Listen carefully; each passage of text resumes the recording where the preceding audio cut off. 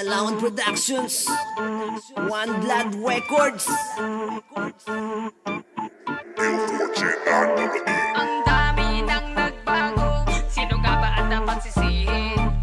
Nakakapanibago ang makamundo, sino ba ang salarin? Ang dami nang nagbago, sino nga ba ang dapat sisihin? Nakakapanibago ang makamundo, sino ba ang salarin? Sino ba sa atin? Sino ba sa atin? Sino ba sa atin ang dapat na umamin? 1996 pinanganak ako hanggang sa nagkamalay. Batang 90s, alam yan ang kasabayan. Ang dami na nagbago, hindi tulad ng dati kabataan ngayon. Halos hindi ko na mawari. Ang respeto mo saan kung murahin ng magulang pagkatapos pag-aralin halatang wala kang galang. Tapos binta katawan, ang dami na sa social media. Ang dami pa naman trabaho, paano ka naging dalagang Pilipina? Kabataan ngayon, ibang-iba na talaga. Kaka-cellphone, halos sabutan ng umaga. Hindi na mautusan, inuna pa barkada. Nalulong sa bato, magulang lang pumunta. Iisang barkada, hindi na nagpakita. Hugas kamay, lahat ganyan na ngayon. Ang bigas ang mahal, hindi katulad noon. Sabayan pa ng buaya, hawak ang limpak na pera. Butuin si Mayor para mas luma ang kalsada. Di na uso ang harana, galawang hukage. Una kita ko pa lang, yuwa na isang gabi. Ang dami nang nagbago, sino nga ba ang dapat sisihin? Nakakapanibago ang makamundo, sino ba ang salarin? Sino ba sa atin? Sino ba sa atin? Sino ba sa atin ang dapat na umamin?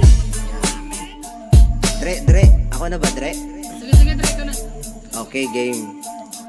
Ang dami na nagbago, halos lahat binago. Tayong lahat aminin nyo sa dati ay malayo. Lalo na't nagkatrabaho at buhay pamilyado. Isang obligasyon na porsigito at sakripisyo nung binatapat na laga. Puro luwang kasama, puro bisyo lang alam. Ang hihingi sa matina, wala tayong pake sa nararamdaman nila. Basta tayo'y makasabay sa bawat usok ay malaya. Sobrang layo na sa dati, na utak taong kalye. Bawat gulo sumasablay, di ka pwedeng sumablay kasi sobrang saya. Lalo't barkada ay kasama, puro sariling iniisip. Masaya pang tumatawa. Hindi natin napapansin sila din, napapagod din minsan sila'y kumikimkim, umiiyak na palihim. Ayaw nilang makita mo at wag ipadama sa'yo na sobrang hirap buhay nyo, kaya lahat ay may milagro. At pagdating sa politika na iniisip puro pera, magagaling sa umpisa. Pag umupo ay sino ka, hindi ka nila kilala. Mga pangako'y walang bisa na nagbubulag-bulag, ang literal na mga walang kwenta. Pero teka, hindi naman kami perpekto. Sadyang natutulang kami na kumilala ng husto. Ang dahilan nga ay kayo, lahat ng yan ay di imbedo. Kailangan kaya ito magbabago ang pagiging makatao. Sobrang taas na ng bilihin at kung ating susuriin ang pasaod sobrang baba, hindi sapat bawat gastusin. Dapat kaya na respetuhin mga namumuno sa atin. Para sa amin, hindi dapat sila'y patalsikin. Mula noon hanggang ngayon, ibang-iba henerasyon, ibang-iba impormasyon, iba-iba ang sitwasyon. Problema ay walang aksyon, walang mga dedikasyon. Nakala mo'y mga hangal, parang walang edukasyon. Bayan kong Pilipinas,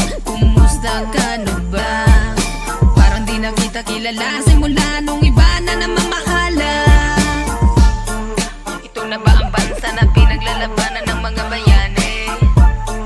Malaya na sana tayo, kaso tayo rin ang umalis ng puri. Ang dami nang nagbago, sino nga ba ang dapat sisihin? Nakakapanibago ang makamundo, sino ba ang salarin?